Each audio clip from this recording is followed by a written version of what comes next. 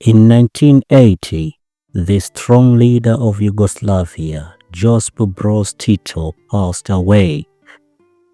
Tito had maintained a delicate balance of power between the different ethnic and regional groups within the country through his strong centralized rule. His death led to decentralization of power and increase in nationalist sentiments among the different ethnic groups. This weakened the federation and made the individual republics and provinces more autonomous. In 1983, Yugoslavia's economic struggles reached a critical point as the country grappled with mounting external debt, high inflation, and economic stagnation. The Yugoslav government sought help from the International Monetary Fund, IMF. The IMF needed Yugoslavia to reduce state intervention in the economy, cut public expenditures, and scale back subsidies to unprofitable state-owned enterprises. Though the IMF aim was to stabilize the economy, improve efficiency, and boost productivity, Yugoslavia experienced high rates of unemployment and decline in living standards for the general population. It was because of the downsize or closure of the state-owned enterprises due to the withdrawal of the government support. The combination of economic strain, social unrest, and regional rivalries weakened the central government's authority and eroded the sense of unity within the country.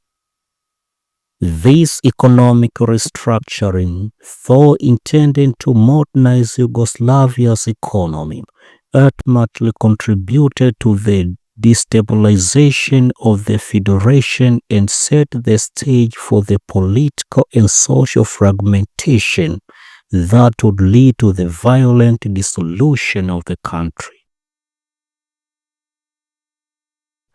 In 1989, Slobodan Milosevic rose to power as the president of Serbia. Milosevic's policies were centered around the idea of protecting Serbian interests, both within Serbia and in the other Yugoslav republics, where substantial Serbian minority populations resided. He portrayed himself as the defender of Serbs and positioned Serbia as the dominant force in the Yugoslav Federation. This approach involved promoting a narrative that Serbs were being threatened or oppressed, particularly by the leadership of other republics such as Croatia and Bosnia and Herzegovina. By framing Serbs as victims and calling for their protection and unity, Milosevic fueled nationalist fervor and stoked tensions between ethnic groups. On June 25, 1991, Slovenia and Croatia formally announced their separation from the Socialist Federal Republic of Yugoslavia. This marked the beginning of the 10-day war in Slovenia as the Yugoslav People's Army (GNA) tried to intervene and restore Slovenia to the Federation. This brief war marked casualties and damages to infrastructures, made Slovenia independent after signing the Brion Agreement on July 7, 1991, mediated by the European Community, and the GNA withdrew. Shortly after Slovenia's conflict ended, attention turned to Croatia, where the declaration of independence would soon ignite a much longer and bloody conflict marked by deep-seated ethnic divisions and widespread violence. The disintegration of Yugoslavia was now full underway. On September 8, 1991, Macedonia peacefully gained her independence from Yugoslavia through referendum. On February 29 to March 1, 1992, Bosnia and Herzegovina held a referendum on independence, and on March 3, 1992, Bosnia and Herzegovina declared independence. The Bosnian Serbs minority, with help from Milosevic and the GNA, waged a war to take lands in the country or force Bosnia and Herzegovina remain in the federation in vain. The violence and human suffering that ensued would draw international attention and lead to intervention efforts, but not before claiming hundreds of thousands of lives and displacing millions of people in one of Europe's most tragic post-World War II conflicts. The last two remaining republics, Serbia and Montenegro, took a significant step to reconfigure what was left of the federation.